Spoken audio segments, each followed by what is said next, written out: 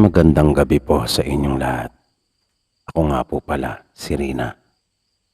Palagi din po akong nakikinig sa inyong mga kwento. Nais ko lang sanang ibahagi itong naging karanasan ko. Nangyari po ito noong nakarang taon lamang. Papasok pa lang po ako noon sa trabaho. Pagbaba ko mula sa sinakyan ko at patawid na sana ng kalsada, ay nagulat ako. Kasama na ng iba pang naroon na tatawid. Dahil kitang-kita namin ang banggain ng isang truck. Ang isang motorsiklong biglang napahinto. Dahil sa iniwasan niyang mabangga ang isang lalaking bigla na lang tumawid. Sa kasamang palad ay hindi kaagad nagawang huminto ng truck at may kabilisan din kasi ang andar nito. Hinala ko ay hindi rin ito napansin yung motor na nasa kanyang harapan dahil sa may kataasan yung nasabing truck. Kung kaya, sinalpok nito yung motor at pumailalim. Ang kagimbal-gimbal ay nakita ko kung paanong nasagasaan at nagulungan ng truck yung driver ng motorsiklo. At nakakapanindig balahibo yung tagpong iyon. Sa buong buhay ko, ay noon pa lamang ako nakasaksi ng ganong nakakatakot na pangyayari. Nagkalasog-lasog talaga yung katawan ng kaawa-awang driver ng motorsiklo. Nagkalat yung iba't ibang bahagi ng kanyang katawan sa kalsada. Ganon din ang kanyang mga balat at laman. Kahit ang ulo nito ay napinsala din ng maluba at nadurog ang likurang bahagi. Dahil nga sa pangyayaring iyon ay hindi naiwasan ng mga taong naroon ang mapasigaw ng malakas, kabilang na ako. Hanggang sa dumami na ang mga taong nakikiusyoso. Pero ang iba ay nagawa pang kunan ng video ang katawan ng driver ng motor. At napansin ko na isa pala itong babae. At dilat ang kanyang mga mata na para bang nakatitig sa akin. Di ko lubos na maisip kung bakit nagagawa ng ibang tao na kunan iyon. At sigurado akong kanila pang ipopost sa social media. Hindi na nila nirespeto yung bangkay ng babae. Awang-awa talaga ako sa kanya.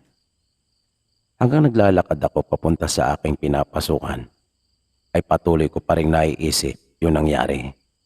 Di mawaglit sa isipan ko yung malagim na pangyayaring aking nasaksihan. Pagkakita sa akin ng kaibigan ko, ay kagad niya akong tinanong kung ano raw ang nangyari sa akin. Dahil putlang-putla daw ako. Hindi kagad ako nakasagot. Dahil hanggat maaari ay ayoko ng pag-usapan pa sana ang tungkol sa bagay na yon. Pero kinulit ako ng aking kaibigan. Ang buong akala daw niya ay baka may problema ako. Nag-aalala daw siya para sa akin. Akala niya kasi ay patungkol yun sa akin. Kaya sinabi ko na rin sa kanya ang totoong dahilan. Sinabi kong nakasaksi ako ng isang karumal-dumal na aksidente. At maya-maya pa ay naluha na ako. Dahil naaalala ko na naman yung mukha ng babae na para bang nakatitig pa sa akin. Pinakalma ako ng kaibigan ko at nang mahawakan niya ako ay nagulat siya. Dahil para daw akong inaapoy ng lagnat. Kaya tinanong niya ako kung ayos lang raw ba ako. At kung kaya ko bang magtrabaho. Iminungkahi niya sa akin na lumiban na lang muna at magpahinga nung araw na yon. Pero nang hinayang naman ako at isa pa ay naroon na ako. Sayang naman yung ipinamasahe ko at yung maaari kong kitain nung araw na yon. Pero tama siya dahil ang init na nga ng aking pakiramdam at para na akong lalagnatin. Sinabi ko sa kanya na magpapahinga lang akong sandali at baka umayos na rin ang pakiramdam ko. Kinagabihan nang pauwi na ako galing sa trabaho, sakay ng pampasaherong jeep, nang may bigla akong napansin. Para akong namalikmata.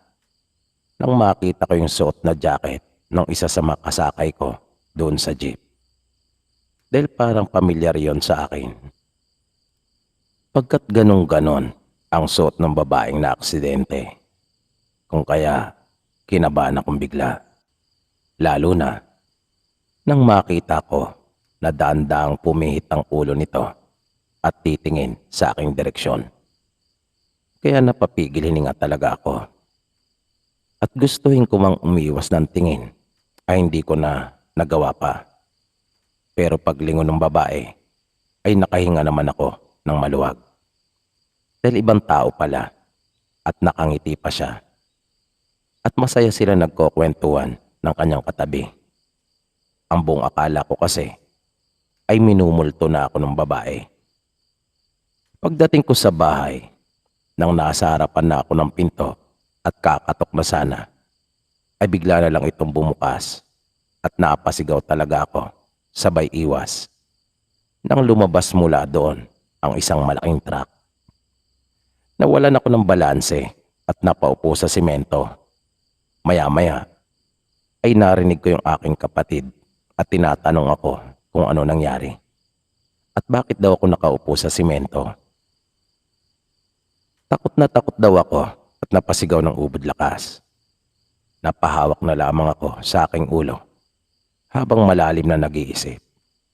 Ano na bang nangyayari sa akin? Naitanong ko pa noon sa aking sarili. Habang tumatayo ay naisip ko na marahil ay hindi lang talaga maalis sa isipan ko yung nangyari. Naisip ko rin na baka iyon na yung sinasabi nilang na trauma. Maya-maya pa ay narinig kong muli yung kapatid ko at inulit nitong kanyang tanong sa akin. Hindi ko na kasi siya napansin dahil sa pag-iisip.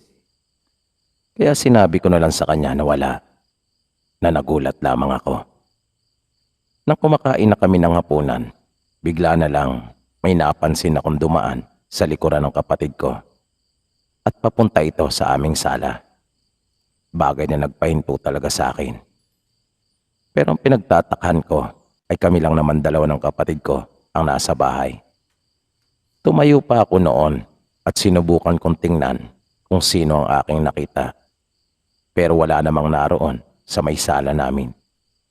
Kung kaya kinilabutan talaga ako at nagmamadali na akong bumalik sa pagkainan. Pero habang ipinagpapatuloy ko yung aking pagkain, ay hindi na mawala-wala ang kaba sa aking dibdib. Naisip ko kasi nung punto na yon na para bang may nagpaparamdam na sa akin. At tama nga ang hinala ko. Dahil nung natutulog na ako ay bigla akong nagising. Nang maramdaman kong parang gumalaw bigla yung higaan ko. Pero sa pagdilat ng aking mga mata ay bigla din naman itong huminto. Kaya hindi ko na muna ipinikit pang muli ang aking mga mata. Nakiramdam pa muna ako. Dahil parang mayroon talagang ibang naroon sa aking silid. Ilang minuto din ang lumipas. Hanggang sa nakatulog na akong muli. Hindi ko alam kung gaano na ako katagal nakatulog. Pero bigla na naman akong nagising. Nang maramdaman ko na namang parang lumubog bigla yung higaan ko. Na para bang mayroon talagang tumabi sa akin. Dahan-dahan kong iminulat ang aking mga mata. Pero hindi pa rin ako gumalaw. Nakiramdam ako habang nakatagilid. At gumalaw yung kutsyon ng aking higaan na para bang mas lumapit pa ito sa akin. Kaya naging malikot ang aking mga mata. Habang patuloy ko pa rin pinapakiramdaman yung nasa likuran ko. Hanggang sa tuluyan na akong napasigaw. Nang maramdaman ko talagang may humawak sa braso ko. At sa sobrang lamig noon ay para akong pinahira ng yelo. Dahil doon ay bigla na rin akong napatayo at napatakbo sa may pintuan. Pero wala naman akong nakita sa aking higaan ng akin itong lingunin, maliban sa kumot at dalawang unan. Pero hindi ako maaaring magkamali. Totoong lahat ng iyon. Pagkat naramdaman ko talaga. Hindi iyon isang panaginip lamang dahil gising na ako noong mga sandaling iyon. Maya-maya ay narinig ko na ang aking kapatid. Ang tawag nito sa akin ng ate at halatang nag-aalala ang tinig niya. Kung kaya pinagbuksan ko siya. Pero isang malamig na hangin ang sumalubong sa akin. Walang naroon sa harap ng pinto at pasilyo.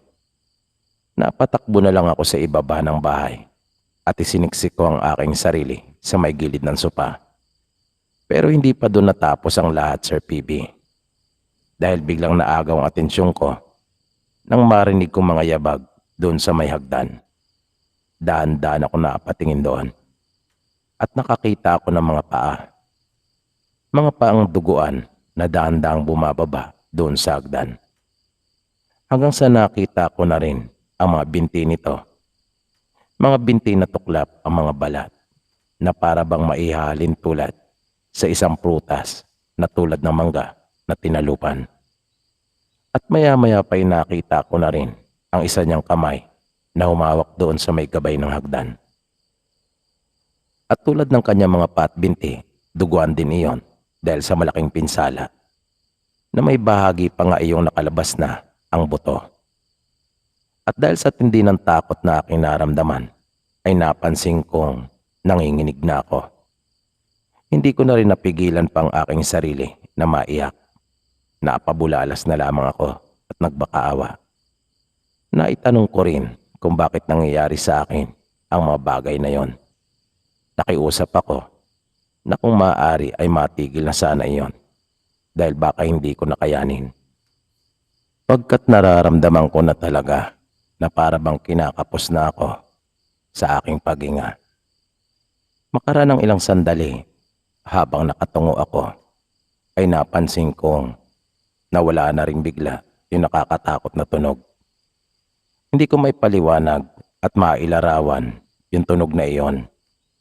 Pero mula na magkaroon ako ng nakakatakot na mga pangitay na yon, ay narinig ko na rin yung tunog na yon. At ngayon nga'y mawala na rin. Pagtingin ko dun sa may hagdan, ay nawala na rin doon yung aking nakita. Hindi na ako nakatulog pa matapos iyon. Inabutan ako ng umaga doon sa may sopa. Kinaumagahan ay nagpasya akong wag na lang muna pumasok. Nilakasan ko ang aking loob at nagpunta ako sa pinangyarihan ng aksidente. Pagdating ko doon ay nagsindi ako ng kandila at nag-alay ako ng maikling panalangin para doon sa babae. Hiniling ko rin na sana'y matahimik na siya at wag na sana akong gambalain pa. At bigla na lang may dumaan sa gilid ko na isang babae at kagayang-kagaya yung suot nito doon sa naaksidente. Pero dire-diretso lang ang lakad nito at hindi naman lumingon. Pero mula noon ay hindi na ito nagparamdam pa sa akin. Wala na rin akong kakaibang naririnig o nakikita.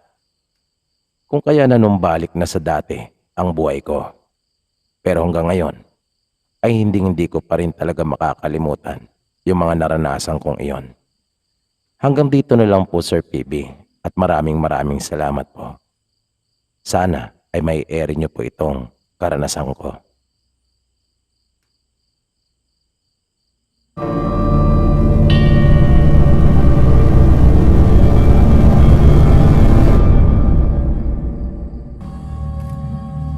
Magandang gabi po sa iyo, Sir PB.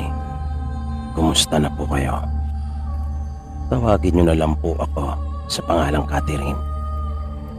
Magsi-50 anyos na po ako at dito na naninirahan sa ibang bansa kasama ng mga anak ko. Nakahiligan ko na po ang pakikinig sa inyong mga kwento. Kaya naisip kong ako naman ang magbahagi ng nalalaman ko. Bali matagal nang nangyari ito. Naganap ito doon sa aming probinsya. May 4 na dekada na rin siguro ang nakaraan. Bata pa po ako nang mangyari ito. Doon po sa bayan namin noon ay may dalawang angkan na pinaghihinalaang may lahing aswang. Hindi sila nakikisalamuha at sadyang umiiwas ang mga ito sa tao. Bihira din lumabas ng bahay ang mga ito. At kung magkaroon man ng pagkakataon na makasalubong mo ang isa sa kanila sa daan, ay hindi talaga umiimik. At lagi lang mga nakatungo. Hindi sila makatingin sa tao.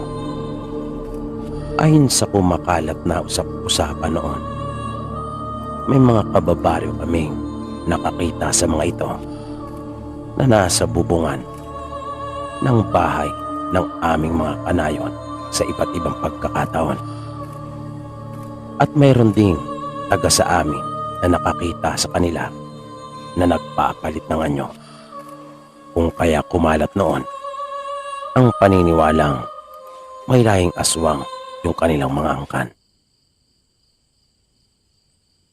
Minsan, naiwan kaming magkakapatid sa bahay. Wala kaming pasok noon sa paaralan. 3 na kami noon. Na ang pinakapanganay ay si Ate Leonie, na kung di ako nagkakamali ay mga 12 anyos na noon, habang yung pinakabunso naman namin ay magdadalawang taong gulang pa lamang. Ako ang pangalawa at magsasampung taong gulang noong mga panahon yon. Habang inaalagaan ko at binabantan yung kapatid namin, ay narinig ko si ate na sinabing siya ay mag-iigib na muna.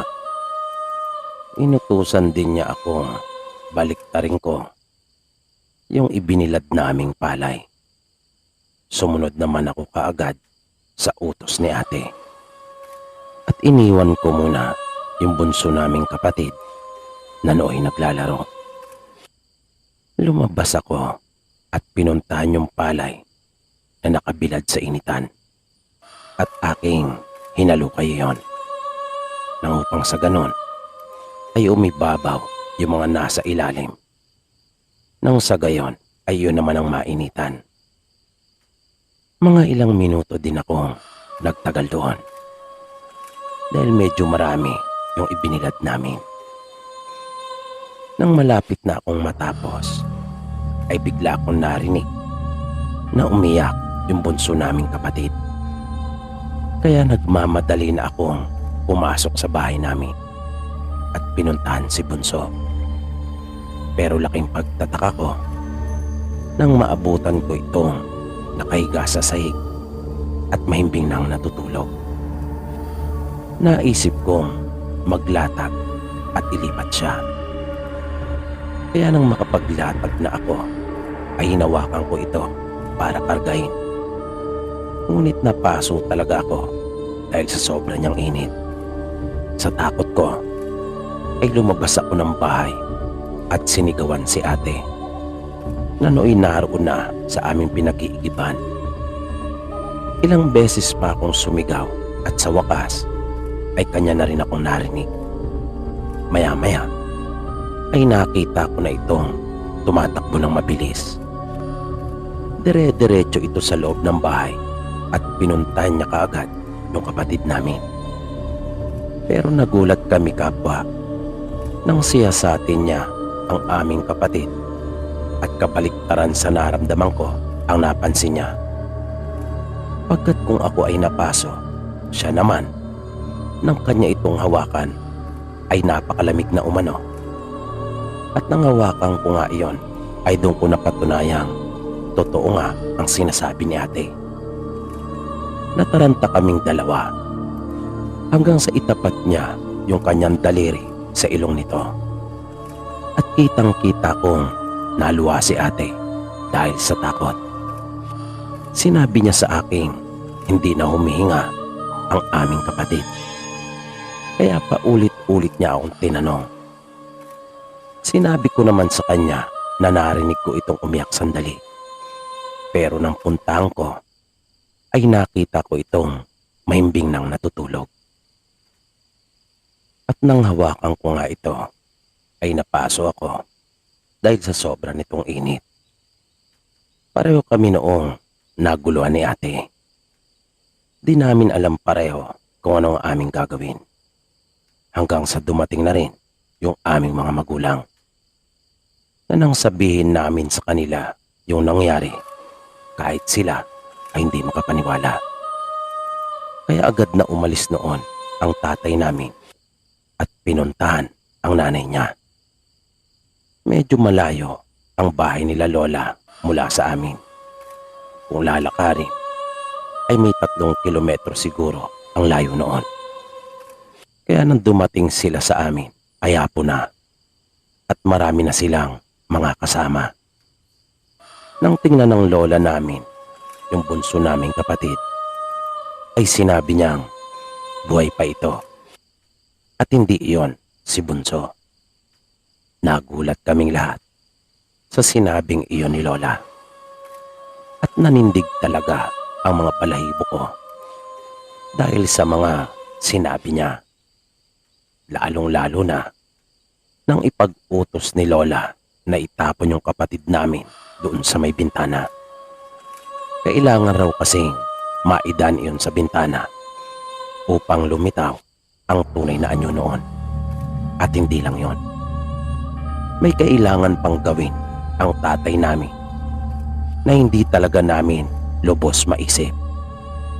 At iyon ay ang tagain, yung sinasabi ni lola na puno ng saging. Pero sa mga mata namin na nakakakita, ang aming paningin talaga ay bunso namin iyong kapatid. Kaya ayaw talagang sumunod ni tatay sa ipinapagawa ni lola. Pero pilit siya nitong kinukumbinsi at pinapaliwanagan. Magtiwala lamang daw sa kanya pagkat malakas ang kutob niyang tinangay umano ng aswang ang bunso naming kapatid. Hanggang sa mapapayag din ni lola si tatay noong muli. Pero kanila kaming pinalabas na lahat. Di nagtagal ay narinig namin ang malalakas na sigaw ni tatay. Pati na yung kanilang mga pag-iyak. At makalipas ang ilang sandali ay narinig na namin yung pagkaluskos ng kanila yung itapon sa bintana. At kitang-kita namin na pahawang mga dahon at katawan nga iyon ng saging. Pero ang malaking katanungan noon ay kung saan naroon yung aming kapatid.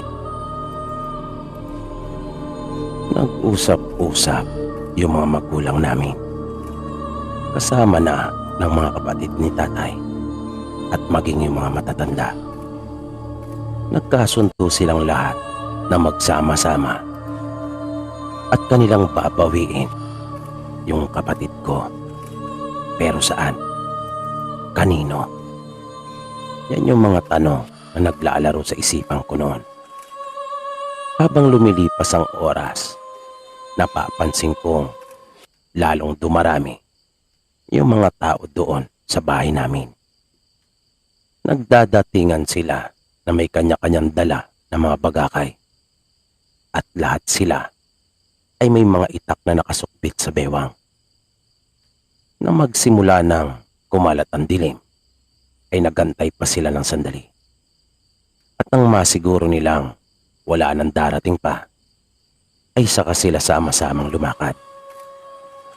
Binilinan kami ng mga magulang namin na maiwan sa bahay, kasama ng iba pa naming mga pinsan. Pinagsaing nila kami at pinagluto ng ulam. 2 tiyahin din namin ang naiwan para tulungan kami sa pagluluto. Habang yung iba, kahit pa mga babae, ay nagsisamang talaga. Kwento ng mga magulang namin, papunta pa lang sila sa bahay ng aswang na kanilang pinaghihinalaang kumuha sa aming kapatid, ay nakaramdam na sila ng hindi maganda. Makailang beses pa nga raw silang pinasadahan. Nakakarinig sila ng kung ano-ano. Pero pag kanila naman itong uusisain, ay wala naman. Tulad na lamang ng animoy may parating na bagyo, na sumisipol daw talaga yung hangin dahil sa sobrang lakas. Pero ni isang patak ay wala namang bumagsak nang magpatuloy pa rin sila. Nariyan din yung mga malalakas na tunog ng mga malalaking hayop tulad ng kalabaw at mga baka na akala talaga nila ay nasa tabi lang. Pero pag kanila itong iilawan ay wala naman. Hinarangan din sila ng mga puno at kawayan sa daan. Pero hindi pa rin sila nagpapigil. At nang sapitin na nila yung bahay ng aswang, tulad ng kanilang inaasahan, ay saradong-sarado iyon. Pero may nakikita silang liwanag na nasa loob. Hindi na nagpaligoy-ligoy pa ang tatay ko at kanyang mga kasama. Agad na nilang hiningi ang aming kapatid. Inutusan nila ang mga ito na isole ang bunso namin dahil kung hindi ay sisiguraduhin nilang mauubos silang lahat at kanilang tutupukin sa apoy ang kanilang pamamahay. Naghintay sila ng sagot ng mga ito. Makara ng ilan pang minuto ay nainip na sila tatay at sinimulan na nilang pinalibutan yung bahay. Hawak ang mahabang kawayan na pinatulis ang dulo. At kanila nang sinimulang sindihan yung mga tuyong halaman sa di kalayuan. Kanila yung sisindihan paikot para siguradong hindi na makakaligtas pa ang mga ito. Pero bago pa maasindihan ang ibang bahagi, ay biglang nagsalita ang kanilang ilaw ng tahanan at sinabing makakauwi na umano sila tatay pagkat naibalik na ang aming kapatid at wala na sa kanila. At yun yung pagkakataon na narinig namin ng ate ko na umiyak ng ubod lakas yung kapatid namin. At nang puntahan namin ito ay naroon na sa silid kung saan din ito kinuha. Pasalamat talaga kami dahil mababait yung mga kaanak namin at kababaryo na kanila talaga kaming tinulungan at hindi pinabayaan. At ang naging susi pa kung bakit natukoy kung aling pamilya ang siyang tumukot sa kapatid ko ay dahil iyon sa tulong ng isang binatilyo na amin namang kinakapatid. Namataan daw niya si Mang Ute na may kargang bata. Si Mang Ute ay siyang padre di pamilya ng isang mag-anak na aswang dun sa amin. Nagmamadali umano ito habang walang tigil sa kakalingon. Kaya nalaman nila tatay kung aling pamilya ang dapat napuntahan. Bukod doon, yung lola namin ay malakas din ang kutob na nasa pamilya ni Mang Ute, yung bunsong kapatid namin. Dahil sa mga pahiwatig sa kanya at mga larawang kanyang nakikita sa isipan. At yan po Sir PB, yung aking kwento. Maraming salamat po.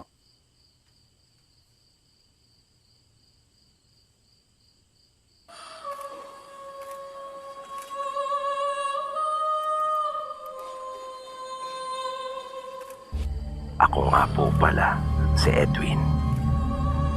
Ilang buwan na rin po akong nakikinig sa inyong mga kwento.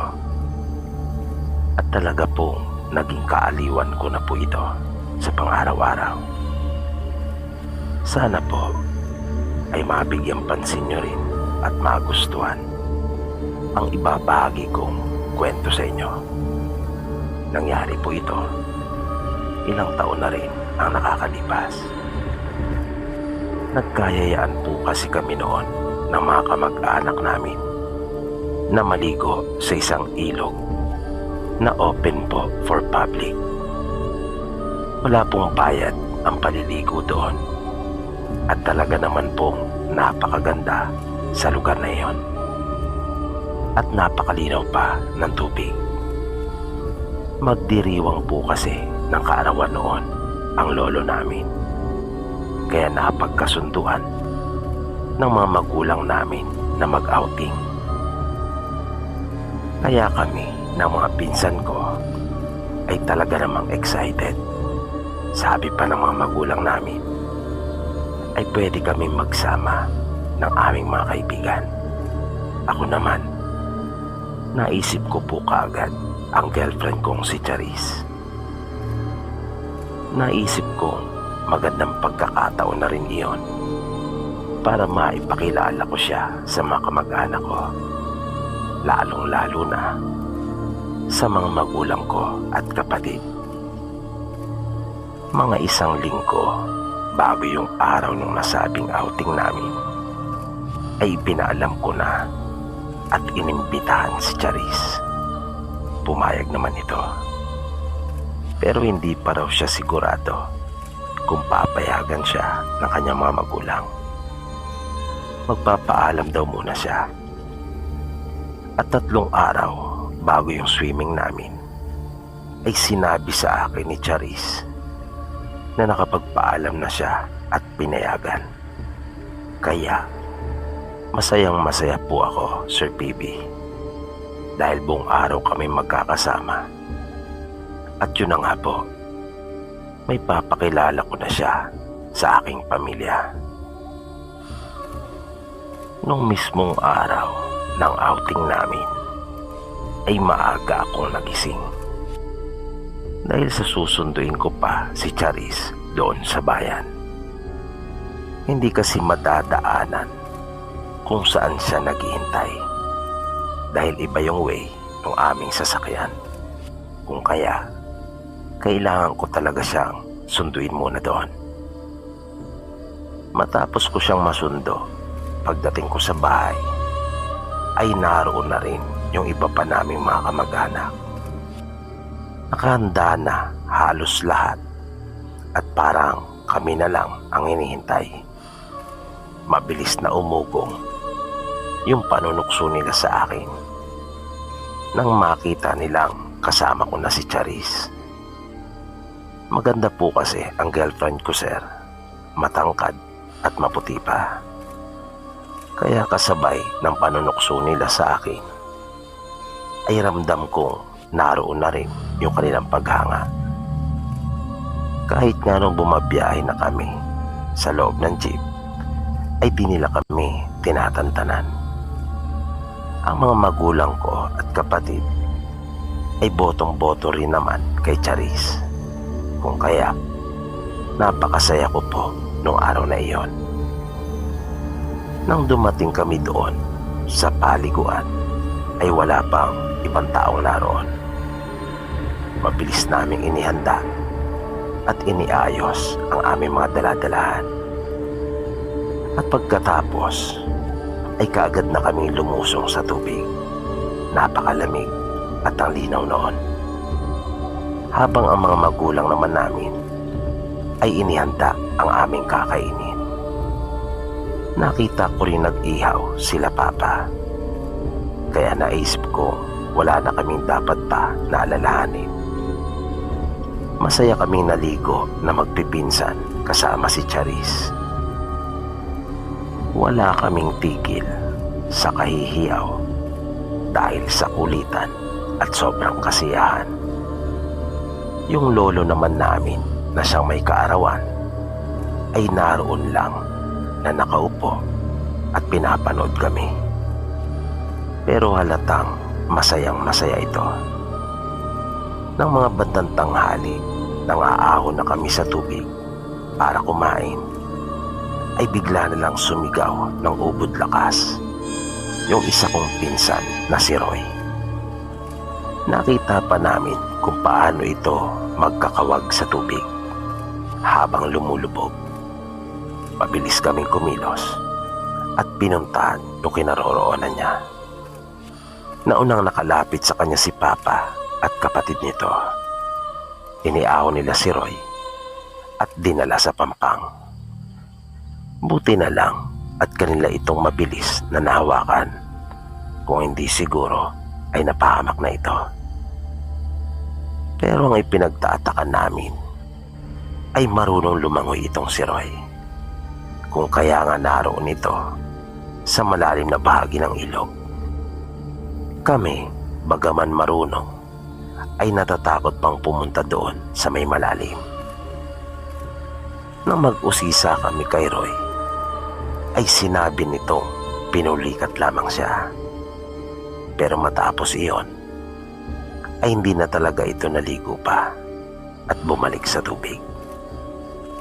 Paulit-ulit din ang pagpapaalala niya sa amin na huwag pumunta doon sa parte kung saan siya muntik na malunod. Ang ipinagtaka ko, kahit si Charis ay hindi na rin lumusong pa sa tubig. At nang tanongin ko ito, ay tila ba atubili siya na sumagot. Kaya kinailangan ko pa talagang pilitin siya na magsabi. Sabi ko pa, wala siyang dapat na ipag-alala. Pero nagulat ako sa kanyang mga ipinagtapat sa akin.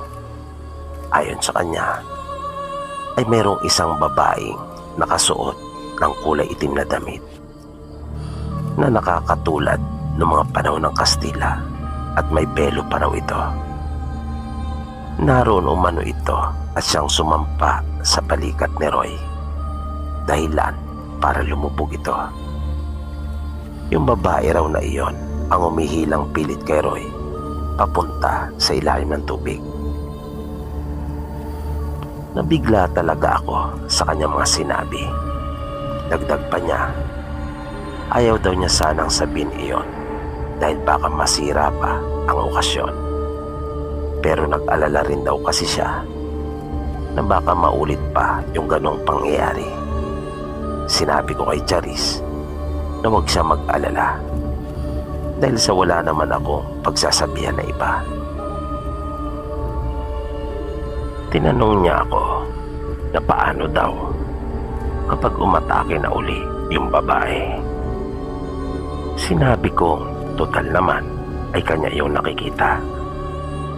Sabi ko sa kanya ay agad niya akong kalabitin at aking sisigawan kung sino man ang atakein ng babae na aking aagawin yung atensyon para umalis sa tubig.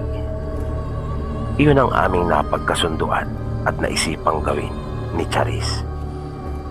Kaya naman hindi na rin kami naligo pa.